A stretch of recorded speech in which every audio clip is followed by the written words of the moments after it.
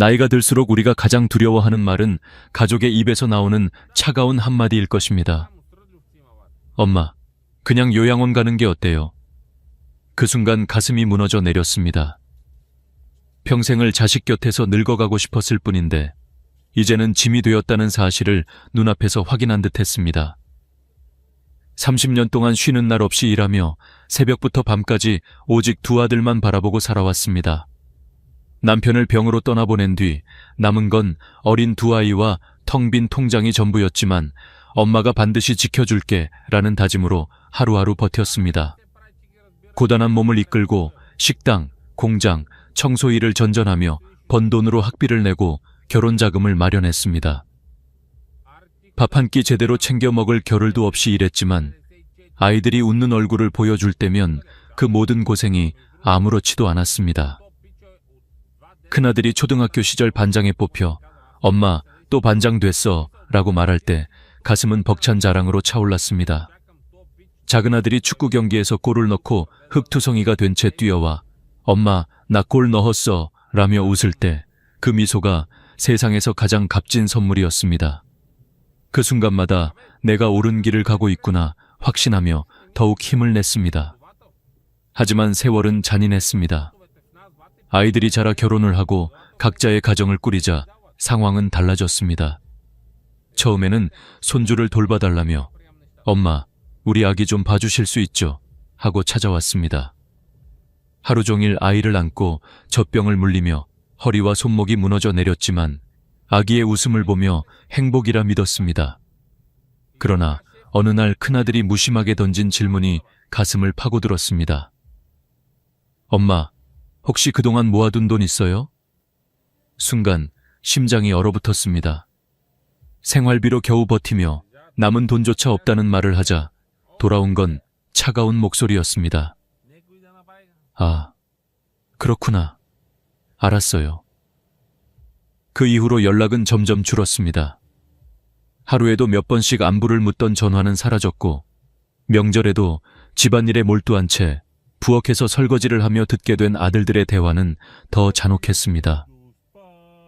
엄마도 이제 좀 알아서 하셔야지. 솔직히 계속 같이 사는 거 불편하지 않아? 작은아들이 이어서 엄마가 돈이 없다는 게 말이 돼. 분명 모아둔 게 있을 텐데 라고 말했을 때 손이 멈추고 눈앞이 아득해졌습니다. 그리고 마지막 결정타가 떨어졌습니다. 엄마 그냥 요양원 가는 게 어때요? 그날 밤 불 꺼진 방 안에서 홀로 천장을 바라보며 생각했습니다. 내가 그동안 무엇을 위해 살아왔던가? 내가 아끼고 참고 버티며 오직 자식들을 위해 희생한 시간이 결국 이 말을 듣기 위한 것이었을까? 눈물이 흘러내렸지만 닦을 힘조차 없었습니다.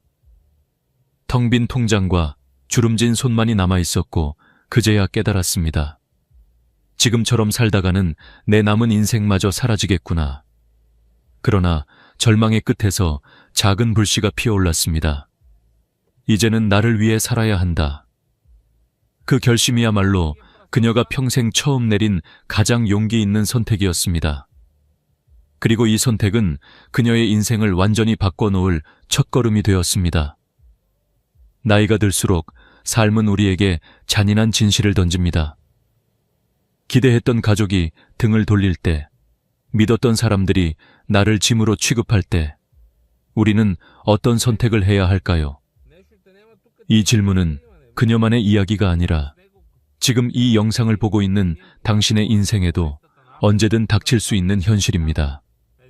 그리고 바로 그 순간 우리의 선택이 남은 인생의 무게를 결정하게 됩니다. 그녀는 절망 속에서 결심했습니다. 더 이상 희생의 이름으로 자신을 잃지 않겠다고. 이제는 자신을 위해 돈을 벌고 건강을 지키고 진짜로 행복을 찾겠다고. 그리고 그 결심은 곧 놀라운 반전을 만들어냅니다. 남편이 세상을 떠난 날, 나는 두 아들을 품에 꼭 끌어안으며 속으로 다짐했습니다. 엄마가 반드시 지켜줄게. 어떤 일이 있어도 절대 너희를 힘들게 하지 않을 거야. 그 말은 단순한 약속이 아니라 내 인생의 전부가 되어버렸습니다. 남편은 병으로 갑자기 세상을 떠났고 남은 건 어린 두 아들과 병원비로 텅 비어버린 통장이었습니다. 그날 이후 나는 멈출 수 없었습니다. 매일 새벽 5시에 눈을 뜨고 남들보다 먼저 출근해 하루 종일 일했습니다. 식당에서 설거지를 하고 공장에서 땀을 흘리고 밤에는 편의점 아르바이트까지 이어갔습니다.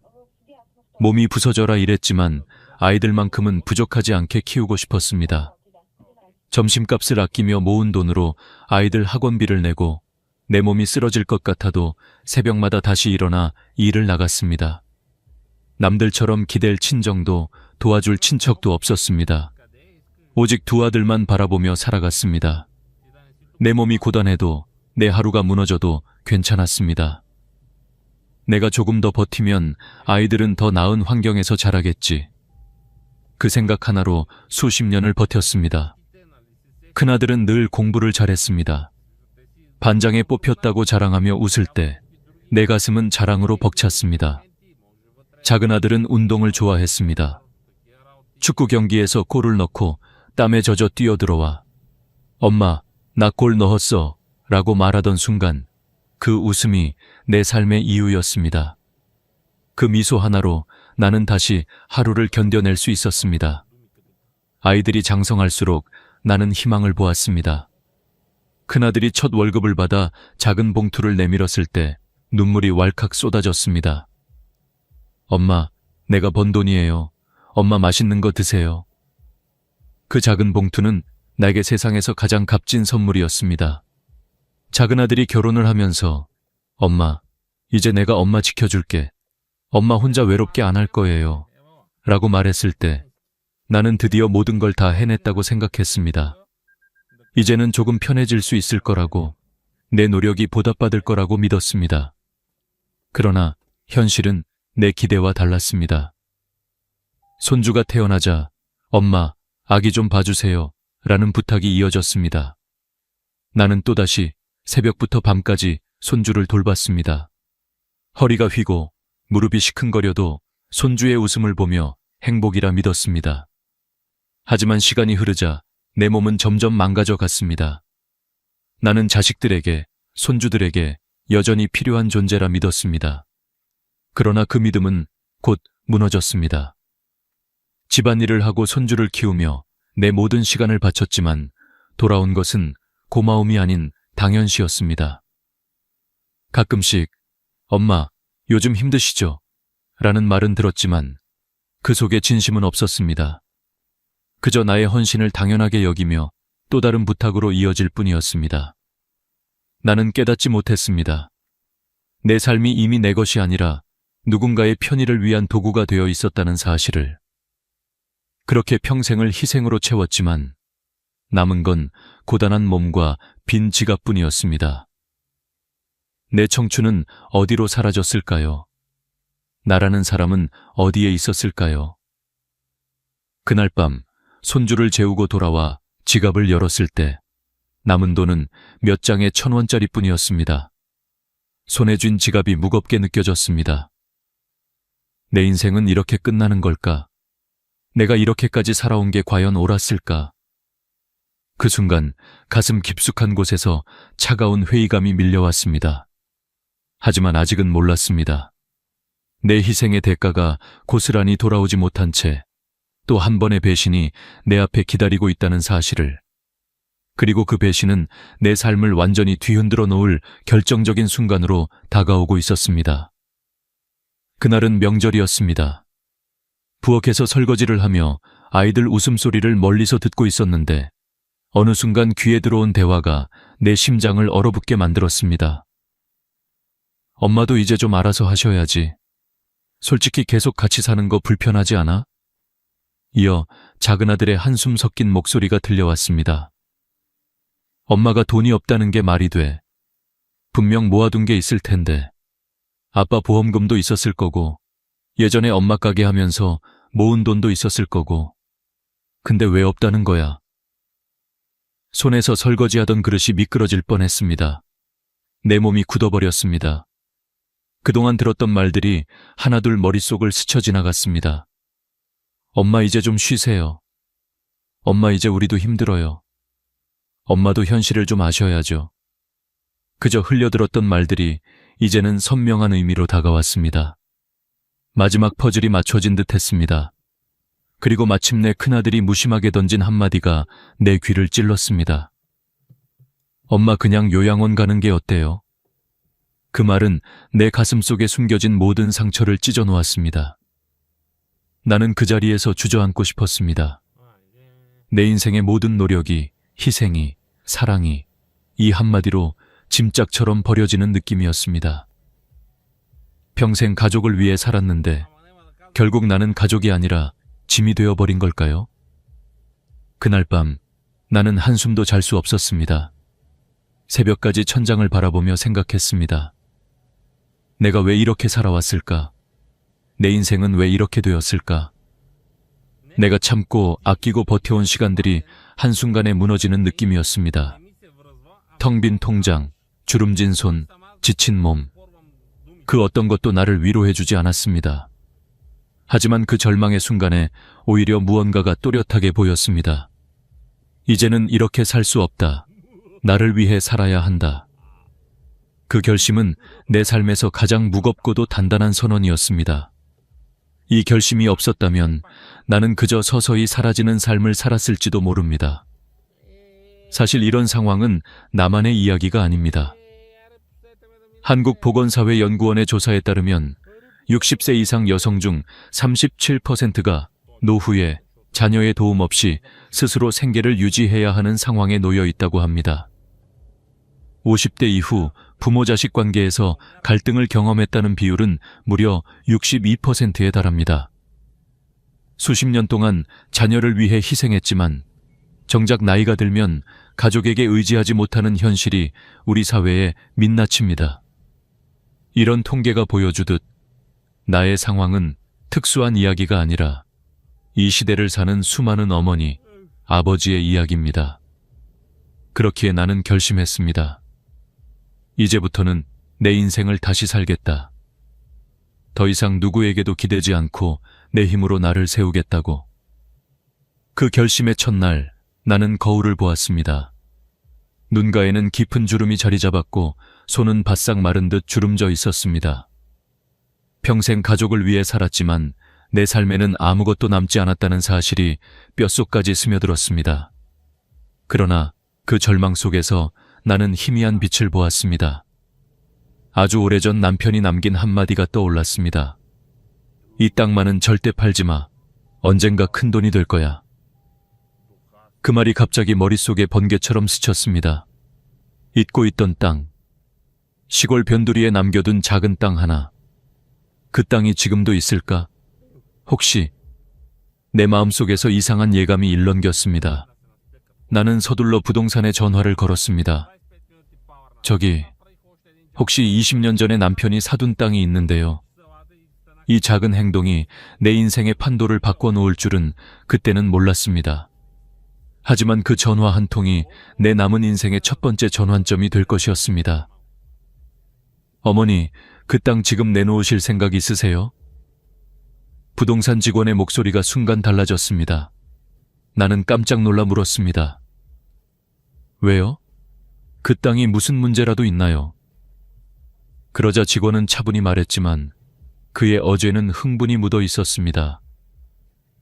어머니, 그 땅이 지금 신도시 개발 예정지에 포함됐습니다. 토지 보상이 어마어마하게 올라갔습니다. 지금 시세라면 아마 상상 이상이실 겁니다. 순간 숨이 막히는 듯 했습니다. 잊고 있던 남편의 말이 귀에 메아리처럼 울렸습니다. 이 땅만은 절대 팔지 마. 언젠가 큰 돈이 될 거야. 그 말이 20년 만에 현실이 된 것이었습니다. 나는 서둘러 직접 땅을 보러 갔습니다. 몇 년 전만 해도 잡초만 무성하던 허허벌판이었는데 이제는 새로 뚫린 도로와 건물들로 가득 차 있었습니다. 눈앞에서 변해버린 풍경은 나를 울컥하게 만들었습니다. 남편이 남긴 작은 땅, 그것이 내 인생을 바꿀 운명적인 열쇠였다는 사실을 깨달았기 때문입니다. 곧바로 땅을 처분했습니다. 그리고 내 통장으로 찍힌 금액을 확인하는 순간 손이 떨리고 숨이 막히는 듯 했습니다. 그 돈은 내가 평생 만져본 적 없는 액수였습니다. 눈물이 흘렀습니다. 이게 정말 내 돈이야? 이게 진짜 가능해?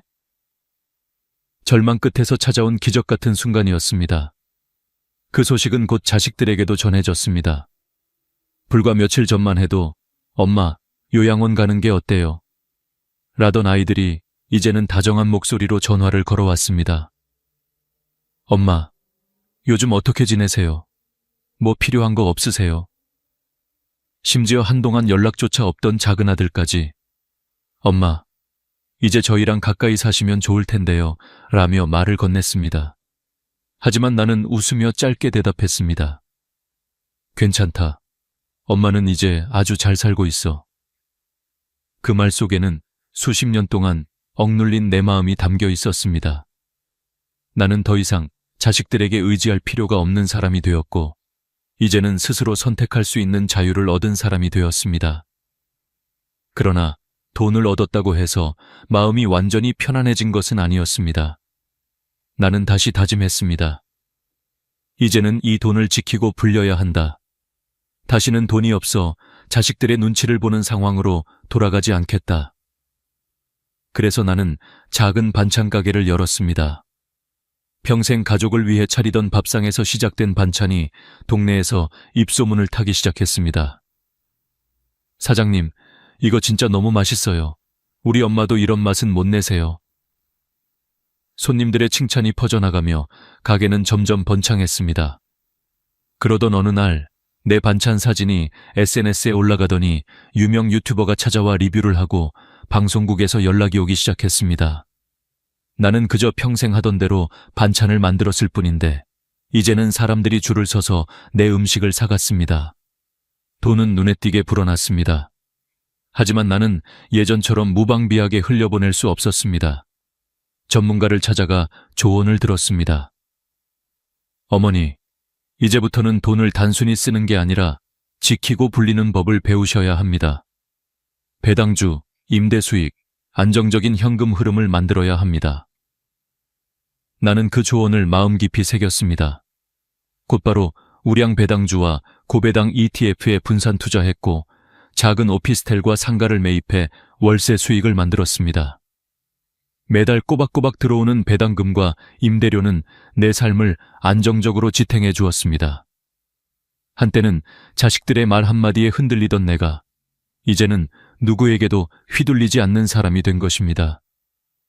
하지만 이 변화의 순간에도 내 마음 한편은 묘하게 씁쓸했습니다. 왜 나는 돈이 있어야만 당당할 수 있는 걸까? 왜 자식들은 돈이 생기자마자 태도를 바꾸는 걸까? 이 질문이 나를 괴롭혔습니다. 그러나 동시에 답도 분명했습니다. 돈은 단순한 수단이 아니라 노후에 스스로를 지킬 수 있는 최소한의 방패라는 사실을 이제야 확실히 깨달았기 때문입니다.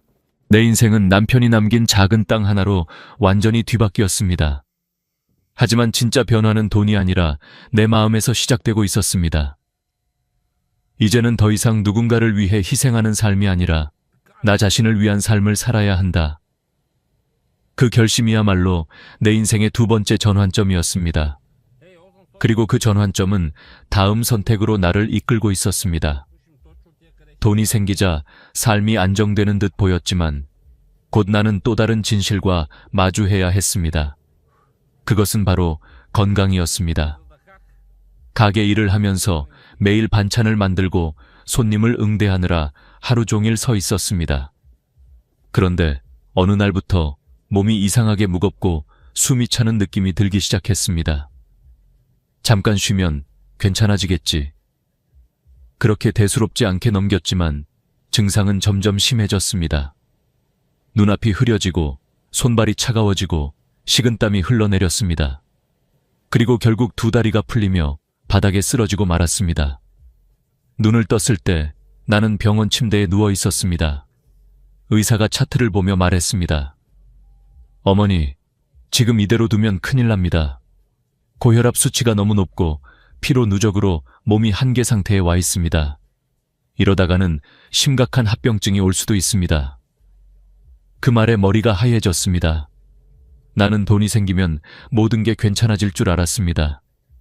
하지만 내 몸은 이미 오래전부터 무너지고 있었습니다. 그제야 깨달았습니다. 내가 무너지면 모든 게 끝이라는 사실을. 그날 이후 나는 결심했습니다.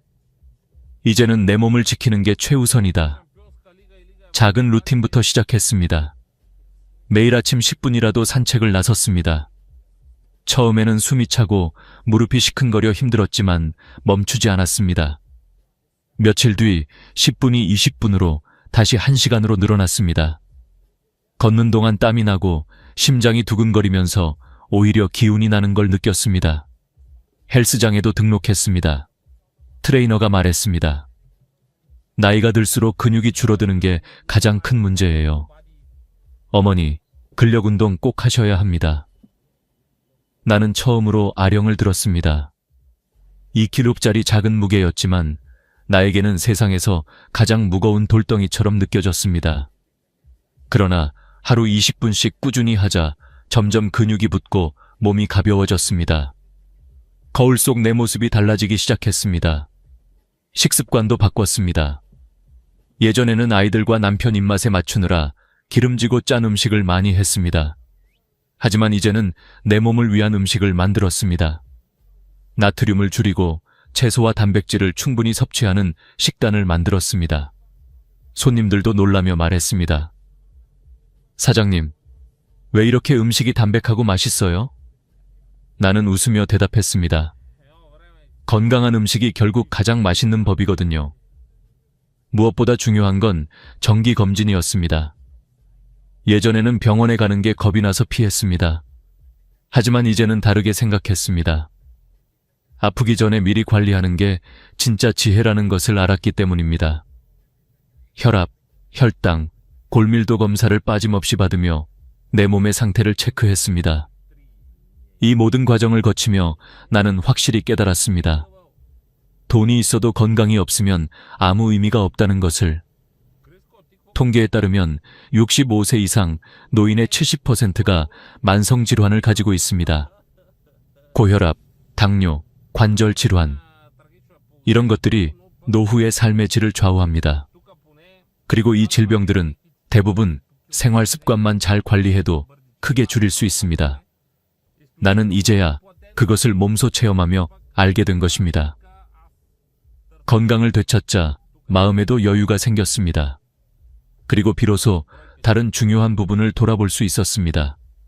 바로 인간관계였습니다. 돈과 건강을 잡았지만 여전히 집에 돌아오면 혼자 있는 시간이 많았습니다.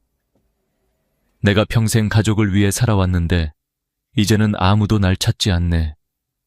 그 순간 깨달았습니다. 사람은 혼자서는 살 수 없다는 것을. 나는 먼저 내 곁에 있던 좋은 사람들을 떠올렸습니다. 가게 단골 손님, 오랫동안 연락하지 못했던 친구들, 나를 진심으로 아껴주던 몇몇 사람들. 바쁘다는 이유로, 가족 때문에 그동안 나는 이런 관계를 외면하며 살아왔다는 사실이 부끄러웠습니다. 그래서 먼저 연락을 하기 시작했습니다. 영숙 씨, 오랜만이네. 우리 차 한잔 할까? 작은 시작이었지만 그 작은 용기가 내 삶을 다시 따뜻하게 채워주었습니다. 나는 점점 깨달았습니다. 건강은 몸을 지켜주고 좋은 인간관계는 마음을 지켜준다는 것을. 둘 다 있어야 비로소 삶이 온전해진다는 사실을. 돈은 나를 당당하게 만들었지만 건강과 관계는 나를 행복하게 만들었습니다. 그리고 이제 나는 마지막으로 내 인생의 진짜 의미를 찾아 나서기로 했습니다. 경제적 자유, 건강의 회복, 그리고 따뜻한 인간관계까지 되찾았을 때 나는 비로소 내 인생이 이제부터가 진짜 시작이라는 것을 느꼈습니다. 더 이상 누구에게도 휘둘리지 않고 더 이상 자식들의 눈치를 보지도 않고 오직 나를 위한 삶을 살 수 있게 된 것입니다. 거울 속의 주름진 얼굴은 여전히 나이를 말해주었지만 그 안에서 빛나는 눈빛은 다시 청춘을 되찾은 듯 반짝이고 있었습니다. 나는 이제 누구의 엄마도 누구의 아내도 아닌 오롯이 나로서 살고 싶었습니다. 그래서 작은 취미 생활을 시작했습니다. 화실에 등록해 수채화를 배우고 요가 학원에서 몸을 풀고 동네 합창단에 가입해 목소리를 높여 노래를 불렀습니다. 처음엔 내 나이에 무슨 하는 생각도 들었지만 막상 해보니 가슴이 벅차올랐습니다. 그 순간 깨달았습니다. 이게 바로 행복이라는 것을. 남을 위해서가 아니라 내가 좋아서 하는 일들이 내 삶을 다시 반짝이게 만들고 있었습니다.